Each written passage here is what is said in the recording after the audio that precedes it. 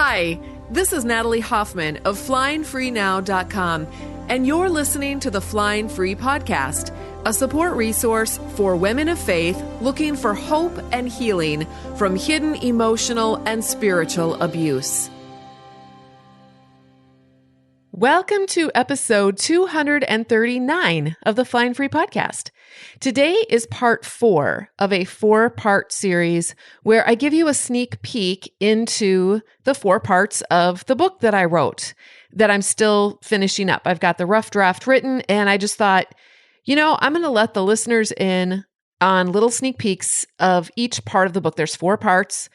And so I did a sneak peek on part 1 in episode 236, sneak peek on part 2 in episode 237, sneak peek on part 3 in episode 238, and today is 239, and we're going to do a sneak peek into part 4. Now, with the other parts, I had an introduction written, and I shared that with you on the podcast, but I'm going to be tweaking all of this. It might not even sound... It'll sound very similar to what you're hearing on the podcast, but I am definitely in the revision process of writing the book. And so the book might end up sounding a little bit different. And obviously, I'm just giving you little tiny portions of each part. But I don't have an introduction written for this last part yet. So I'm just going to share with you 3 of the chapters. They're not going to go in order. I'm going to share with you chapter 5, or what's chapter 5 right now, chapter 9, and chapter 11. I'm actually not finished writing part 4. I still have, at the time of this recording, I still have a couple of other little chapters that I want to write, but I will share what I've got done of 5, 9, and 11 right now. And here we go. Chapter 5, Flying Free. When it comes to injustice, silence is not a virtue. It is a vice 2 times compounded because it contains both indifference to the victims and complicity with the destroyers. In such instances, we have failed to do justice. The call to do justice is the call to be like God. In failing to do justice, we do not look like Christ in this world. In not looking like Christ, we have failed to worship Him. Diane Langberg, Suffering and the Heart of God, How Trauma Destroys and Christ Restores. I hate to torment the reader with even one more word about Bethlehem, but they keep showing up in my story like a bad case of acne. In August of 2016, the elders at Bethlehem asked me to come to one of their meetings to discuss my request to withdraw membership. Dear God, have mercy on all the living souls of the planet. I wrote, "Thank you, but I will decline. As I've stated before, if anyone has anything to say to me, they can put it in writing and send it in an email." They wrote back that they were sad I felt this way. They held their meeting about me the following month and sent a follow-up email expressing that after careful deliberation, they had decided not to grant my request to withdraw membership. Instead, they told me for the umpteenth time that I needed to reconcile with John and put myself back under their authority for my own good and for the sake of my children. They said they were writing with tears. Can anyone say crocodile? 2 months later, they sent me a copy of the letter they intended to publicly read to the congregation at the quarterly meeting. In this public announcement, they wrote, "It is not our policy to grant a dismissal of membership to a member who is pursuing a direction that we consider to be sinful. Rather, it is our normal policy to pursue such a member in the process of church discipline." My interpretation? It is not our policy to help a woman escaping abuse, but it is our policy to pursue her with more of the same. They asked me to confirm receipt, to which I responded with the following. I did receive the letter today. It appears that what the elders believe God wants and what I believe God wants are at odds. Since I am responsible before God for the life He gave me, I am obligated to obey Him rather than men. You have been grossly deceived, and for that I am sorry. However, I need to stay the course that God has set in front of me. If that means you choose to excommunicate me, so be it. It is a false excommunication that will go unrecognized by God, for I belong to Him, and I will always be part of his church, regardless of whether or not an earthly church organization led by fallible men chooses to treat me otherwise. I believe that the truth will ultimately be revealed and win in the end, and God will be glorified. I trust we can both appreciate and look forward to that day. Then I wrote this in my journal. Every step is like being presented with a trust fall off a cliff. Outcome unknown. But it's either jump or let Pharaoh drag me back to Egypt, where I will be given food and shelter in exchange for my voice and wings. They tell us it's a sin to have voices and wings, so they keep us in gilded cages of our own choosing. I could not see this from my cage view, but from my sky view, it's crystal clear. I'm never going back. I'm flying free. I didn't want to just enjoy my own flight, though. I knew there were caged survivors longing to fly, and I wanted them to know I could see and hear them, and I believed them. I wanted to help them see their cage doors were actually wide open. They only stayed because they believed they had no choices. But who taught them this? And why? I changed the name of my website from Visionary Womanhood to Flying Free, started writing articles for Christian women about emotional and spiritual abuse, and took classes to become a certified life coach. The summer of 2018, I wrote a book called Is It Me? Making Sense of Your Confusing Marriage, a Christian woman's guide to hidden emotional and spiritual abuse. This book would be a necessary and healing empathetic witness for thousands of Christian women. I would go on to write a companion workbook, teach classes, coach women in groups, and start a private forum for these women to connect and see one another. I wanted them to know they were not crazy and they were not alone. At the very end of 2018, the Flying Free podcast was born. It was like God said, "Hey, sweet pea, you want to use your voice? Here's a mic. Start talking." So I did. Flying Free is still going strong at the time of this writing, opening cages and setting beautiful butterflies free to discover who God created them to be. I spent decades looking for an empathetic witness outside of myself, but the great empathetic witness had been within me all along. I had finally stopped confusing God with controlling religious people, and this cleared the smoke and enabled me to experience God more authentically for who God was. Once I experienced the great empathetic witness, the trauma began to resolve and dissipate, and I was then free to be an empathetic witness for women like me, as well as show them how to be the same for others. Now I know that this is how we change the world, not through power and control, but through empathetic witnessing. Another word for it is love. And another word for love is God. And another word for God is creator. And I hope you're starting to connect the dots. Chapter 9, End of an Era. But the bad news is that whatever you use to keep the pain at bay robs you of the flecks and nuggets of gold that feeling grief will give you. A fixation can keep you nicely defined and give you the illusion that your life has not fallen apart. But since your life may indeed have fallen apart, the illusion won't hold up forever. And if you are lucky and brave, you will be willing to bear disillusion. You begin to cry and writhe and yell, and then to keep on crying, and then, finally, grief ends up giving you the two best things, softness and illumination. Anne Lamott, Traveling Mercies. My family did not invite me to join them in planning my dad's funeral. When I asked Marcy if I could help, she waved her hand as if it were a trifle and said, "We don't need any help." "But this is Dad's funeral. I want to be a part of it," I said, confused. "We just figured you were too busy. We've already done everything. If you want to bring some paper and pencils and put them in the middle of the tables for people to write their memories at the reception, you can do that."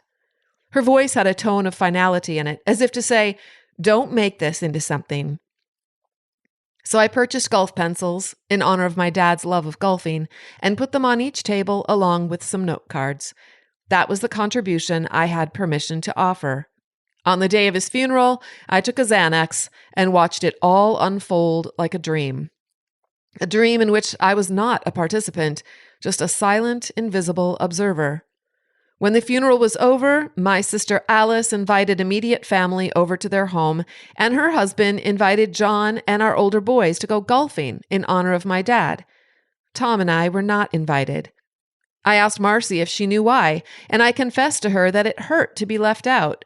Once again, she dismissed my thoughts, saying, "It's no big deal. You don't have to make it something it isn't." The unspoken message was, "Don't make waves, walk away." So I did, but not without feeling all the feelings: sadness, indignation, shame, fear. I allowed all of it, and Tom was there as a quiet witness. Yet, even now, as I try to write this chapter, a critical part of me whispers, "You don't have to pout about it. It's been 5 years now. Do you really have to put something about it in your book? It was your dad's funeral, for God's sake, but you must make everything in the universe about you all the time. Fine, whatever. Have it out. Be a ball baby. Get some violins going. Hope it makes you feel better." But I want to honor the part of me that went home that day and both raged and cried. I want her to say what she wants to say. And even if nobody else hears her, I do. I hold this sacred space for her. Go ahead, Natalie. Tell us about your dad. My dad was a quiet mountain. Emotions would sometimes rage around him, but he himself was immovable. He watched and listened and simply was. Perhaps he learned early on that this was the safest way to navigate an emotionally fragile and chaotic world. One of my earliest memories with him was walking through a gas station holding his hand. I noticed a man who looked older, like my dad, but he was my size. Fascinated, I pointed and said, "Daddy, look at that little man over there." Dad glanced over to where I was pointing, then looked away and said nothing, but I felt his big hand slowly, gently, and powerfully squeezing my own, and somehow I knew I was to mind my own beeswax. That was how he corrected me. A look, a squeeze, quiet strength. My dad rarely raised his voice. He could get exasperated, such as when we giggled too much during family game night, or kept slurping the last of our chocolate malts through the straw, even though there was nothing left to slurp. "That's enough," he would say sternly. As I recall, we might do one last slurp, but when it came to the giggling, we simply could not stop. And then he would say game night was over, and that was that. I do remember one incident in one of our long car rides up to see all the grandparents in northern Minnesota. We were fighting in the back seat, and he got upset enough to pull the car over and spank us by the side of the road. I only remember it because I don't remember him ever doing that before or after. It was such a shocking anomaly. It must have been trying for him to live with 3 teen daughters who had PMS periodically. We would nitpick, argue, and fight, and he would just quietly be there, refusing to participate. While we would wake up crabby, he would wake up pleasant and patiently put up with our annoyed remarks. I felt guilty because he'd drive me early in the morning to my high school jazz group practice at school and ask me questions, making an attempt to get into my world. And I would answer shortly because I just wanted to be silent when I was feeling out of sorts and not quite ready to go into another school day. I used to worry that he would die and I'd be riddled with guilt for the rest of my life about how I squandered my time with him feeling annoyed. And now here we are. He is gone. I don't feel guilty. I was an angsty teenager, and having raised a few of them now myself, I get it. But I do feel profound sadness, and I would give anything to go back for one last car ride with him. But then again, if I had it, I would probably spend it weeping hysterically, begging him to stay, and it would not be a good experience for either of us. One of the most painful realities of a life on this planet is that nothing lasts. Every moment comes and then goes and is lost forever. Here it is, exquisitely marvelous and fragile, and you want to catch it and keep it forever. But even as you reach your hands out to touch it, it's gone. A mirage, never to be seen or experienced again. My dad used to often say with each passing season, It's the end of another era. And we would feel the weight of that grief. The miracle hiding in that truth is that even as one moment is making its exit, another one is making an entrance. Once we figure this out, we can revel in each now and let the warm sands slip through our fingers in delight, knowing that there is an infinite world of ocean and beach to experience. He always looked like $1,000,000. He wore suits to work every day until he retired. He'd walk past me in the hall and I could smell his aftershave. I'd hear him kiss my mom before he left. It wasn't just a peck. It was a sweet and lingering kiss. Maybe a little too juicy for my liking as a teenager. I knew he loved my mom with an eternal love. Nothing she could do or say would stop that love from always being present and available for her. I hoped that one day I would be loved like that, and I think my dad hoped that for his daughters as well. The summer before he died, I met him at a coffee shop and told him about Tom. I was still in the middle of the divorce, which had dragged on and was now in its 15th month of going nowhere. My family did not look kindly on divorce, and certainly not dating while getting divorced, but my dad didn't flinch. Maybe cancer had given him perspective. Maybe watching me suffer for so many years opened his mind up to other realities than the narrow belief that held so many in oppression and sorrow for their entire lives. Maybe he had learned that the women in his life were going to do whatever the hell they wanted to, whether he agreed with it or not. Whatever the reason, he expressed warmth and joy when he found out I was dating Tom and that it was serious. He did ask, somewhat apologetically, as if he was obligated to ask but didn't really want to go there, "Is he a Christian?" I said, "Yes, he is a Catholic Christian." To this, he flinched almost imperceptibly. It was so subtle I may have imagined it based on my knowledge of our family convictions and beliefs, such as the one about Catholics burning in hell. But he said nothing. And when he finally met Tom several months later at Christmas, after we were married, he welcomed him warmly. And Tom only remembers feeling loved, in spite of Mom sitting him in the corner of the long table as far away from herself as possible. Dad always did have a way of smoothing things over. My dad came to every single concert, theater performance, and special event that involved his daughters. Once he had acquired 18 grandchildren, he wasn't able to make it to every single event, but that was only because he could not be in two places at once. If he could, he would have. But sometimes the grandkids had to take turns. When he was there watching, the kids could feel it, and I'm pretty sure they played and sang and recited and acted better for it. Since his departure, I still find myself scanning the seats for his presence, and sometimes I will spot the back of a head that looks like him, and my heart will both leap with hope and sink in pain in less than a second. Then I have to remind myself that he is here in my heart. Dad tried to teach me how to golf at one point, but I was hopelessly terrible as well as disinterested. I did love to drive the golf cart, though, so on occasion, when we could use my grandpa's cart, I would come along to be the caddy. I loved our summers up north. My mom's folks had a cabin on Big Cormorant Lake, and we would spend 2 weeks every summer hanging out with cousins and aunts and uncles, shooting off fireworks, smoking candy cigarettes, and swimming for endless hours in the Algae waters. Dad loved movies, and it became our little tradition to go to one, just the two of us, each summer. We saw Raiders of the Lost Ark, Jaws, and the Twilight Zone movie, to name a few.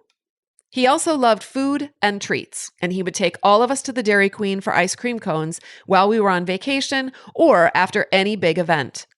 On the way home from the cabin, he would make one last vacation stop at Tasty's Pizza in Columbia Heights, where we had lived until I was 7. He would buy 2 large pepperoni pizzas and a pitcher of Pepsi. I remember watching his eyes as he looked longingly at the pizza while it quickly disappeared. I wanted the last piece, but he always seemed so sad when it was over, so we all let him have it, most of the time. We may have left that neighborhood behind when we moved, but we never left our love of Tasty's Pizza behind. To this day, I still go back periodically to have the best pizza in the world and to remember. When I was really young, Dad played on a city softball team with several of my extended relatives, which meant we got to play in different parks all over the Twin Cities with all of my cousins. I never wanted those moments to end. Dad got along with anyone and everyone. He was loved and respected at work, at church, and in our extended family. He was quiet, but he had a dry sense of humor and an impeccable sense of timing. He would listen to the conversation and then, at just the right moment, softly drop a hilarious little twist to whatever was being talked about. He wasn't the life of the party, but he was someone you definitely wanted at the party. You also definitely wanted his financial prowess. As a controller for a large commercial real estate company, as well as the church treasurer for many years, he was good with money. He saved and paid for all three of his daughters' big weddings, as well as most of their college. He never lied or said anything mean about anyone. You could trust him with everything, and we all did. He loved his grandkids. When I lost baby Elizabeth, he had a hard time getting over it. He cried. He wrote about it. He wanted to talk about it all the time. He had his heart set on doing all the things he had done with his little girls all over again with this first little granddaughter. At the time, his grief over a child he never knew seemed over the top and a bit odd. But looking back, I now believe he was grieving the loss of his own little girls and their childhoods, and losing Elizabeth gave him permission to fall into that sadness and grieve about all of it. Within a few years, he had numerous grandchildren, and he entered grandfatherhood with gusto. He generously rented cabins for us every summer so we could replicate with our own children the cabin memories we had grown up with. For 1 week out of the summer, he'd hang out with his grandkids, swimming, fishing, golfing, and pulling skiers and tubers over the lake waters while they screamed with glee. After he got cancer, Dad couldn't read books anymore because of his failing eyesight. Being a book lover myself, I could not imagine what a loss he must be feeling, so I introduced him to Audible and got him started with some books. He fell in love and ultimately listened to hundreds of them before he died. It made me happy that he didn't have to just lay there doing nothing. He could still get lost in historical biographies, mysteries, and crime dramas. About a week and a half before my dad died, he was in the hospital, and I brought him his favorite chocolate-covered cherries from Abdallah's. He was so composed, so at peace. He was still so him. He said to me, "I had a good life, and I lived it to the fullest. I got to experience many memorable things, including watching my children and grandchildren grow up. I watched many eras come and go, and now it is the end of my last era, and I'm ready to go. You keep going. You still have life to live and love. We will be together again someday." When I looked at the emaciated and discolored shell of my dad, I saw Creator God. And Creator in me connected with Creator in him, and there was a knowing. How do I know this? Because when I am aware of Creator in me, I am flooded with peace and love, and everything else disappears. I can see with Creator eyes, and things look very different. And that is what I saw and felt when he said those words to me. Nobody else has to believe me or believe that, but I do. I gave him one last chocolate-covered cherry and a hug, and then walked to my car, struggling to see the sidewalk in front of me through the tears. And I knew I had just experienced the end of an era. Goodbye, Dad. I love you. Have you ever asked any of these important questions? Why does my marriage hurt so bad no matter how hard I try to make it better? Who am I anymore? And why do I have so much loneliness and self-hatred inside?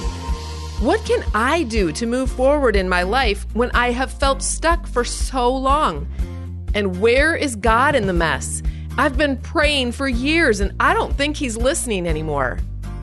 If you're a Christian woman in a confusing and painful marriage who feels like you're spinning your wheels, looping on the same problems week after week, I'd like to help you change that. 6 years ago, I developed a program that has helped thousands of Christian women wake up to their reality and live powerfully within it as the adult women God created them to be.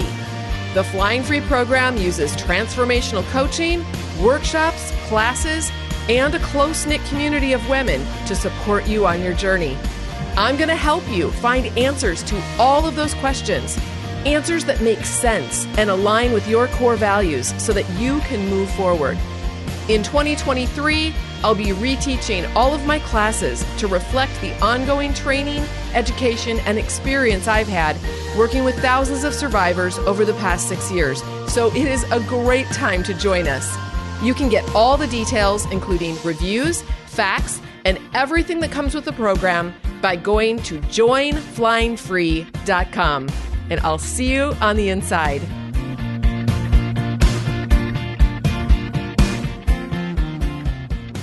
Chapter 11, Tsunami. Faith was about love all along. We just didn't realize it, and it took doubt to help us see it. Brian McLaren, Faith After Doubt. Some people come into your life out of nowhere, yet their comfortable familiarity feels as if they have always been there. That is how I felt when an amazing young man came into my daughter's life. In a world of little kings throwing fits about who is better than whom, this boy was an angel. I admit, I wasn't quite sure he fit into our family. We were still shattered and awkwardly limping toward healing, and he entered our recovery space smiling and full of life and love. But he came from a hurting family as well, a missing father and a surviving mother. I suspected my family might not recognize just what a treasure he was, not at the beginning, but as he spent time with us on vacation and holidays, he became a trusted brother and friend to them, and he became a son to me.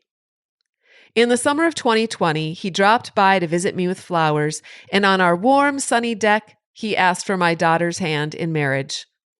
She didn't know it was going to be a surprise. I was ecstatic. This young man was really and truly going to be my son. Somehow I had always known his destiny belonged in our family's future bloodline. I offered him the wedding ring from my former marriage so he could use the diamonds to make a new ring. We took pictures to commemorate this moment, and I floated on air the rest of the day. I did not yet see the tsunami on the far horizon. My daughter was a camp counselor that summer for a few weeks, but she would be returning in time for our upcoming cabin vacation. The adult kids were all joining us that year, and I happily planned the activities for our time together. We would make memories horseback riding, biking, boating, and swimming, also eating. And then she called. She wasn't coming home. She wanted to stay at camp. She met someone there, and she was questioning her relationship with her boyfriend. If it were a forever relationship, why was she pulled in by this other person? She didn't know. She was in knots, crying and unsure of what to do. But one thing she did know, she did not believe it was fair to let this boy believe she was all in when clearly her heart had been distracted by someone else. She wasn't even sure the someone else was worth pursuing long term, but just the fact that she was drawn in a new direction left her confused and miserable. She was only going to come back for the weekend, in between camp sessions, long enough to break the news to him in person. It was only fair, but the day of her return was also the Saturday we were leaving for the cabin. I completely fell apart. All I could imagine was this exquisite soul on a serene beach, innocently and joyfully enjoying the beauty all around him, anticipating a future of promise. But in the distance, I could see the Leviathan looming with hunger. He would not see it until it was upon him, picking him up, consuming him, and spitting him out as if he were of no more consequence than the rocks and crabs and sand around him. And that would be the end of the loveliest young man I had now come to think of as my own son. I could hardly sleep the next 2 nights and cried off and on as I miserably packed up suitcases, grocery bags, and dreams.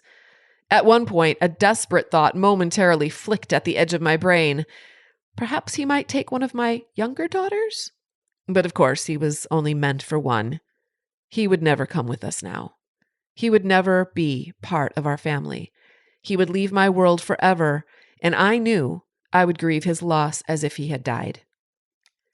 The tsunami slammed into his world that Saturday and did everything I knew it would. I allowed myself to enter fully into the grief of it. When the tears came, I succumbed to their force.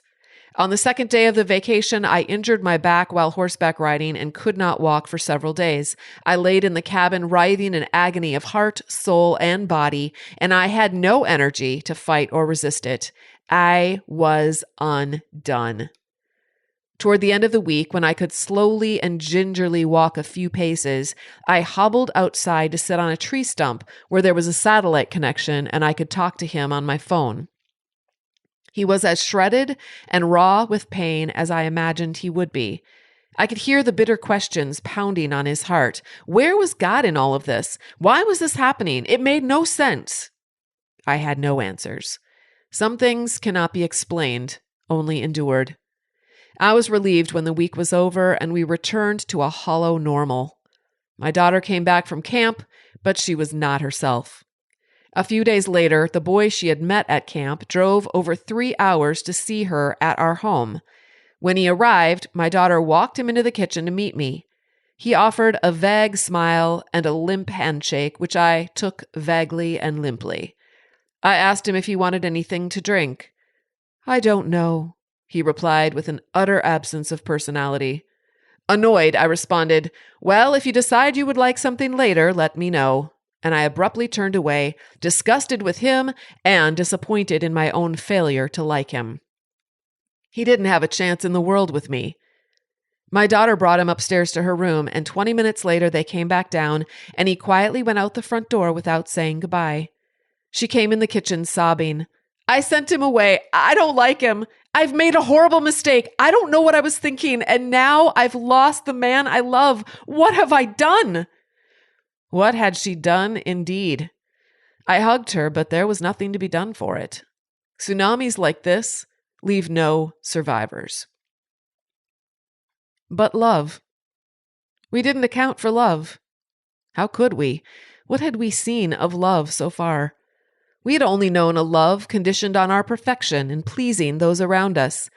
Even in the home and church, places where love should have thrived and nourished and led by example, we had only encountered love's imposter. But the extraordinary young man who loved my daughter was tapped into something most people can't see and therefore don't believe. After the tsunami had triumphantly spent its rage and left him for dead, this boy slowly got to his feet and made his way back over to the girl. He wisely understood something. She had been swallowed up by the same powerful waters that had tried to destroy him. He bent over her, and with a heart full of love and forgiveness, he brushed the sand and seaweed off, turned her over, and kissed her. She woke up, and 1 year later they said, "I do," at the bottom of a bright ski slope in July. Love. Tsunamis don't stand a chance in the face of the real thing. Hey, beautiful butterfly. Thank you so much for listening. If you liked this episode, be sure to subscribe and then consider leaving a rating and review so others can find us.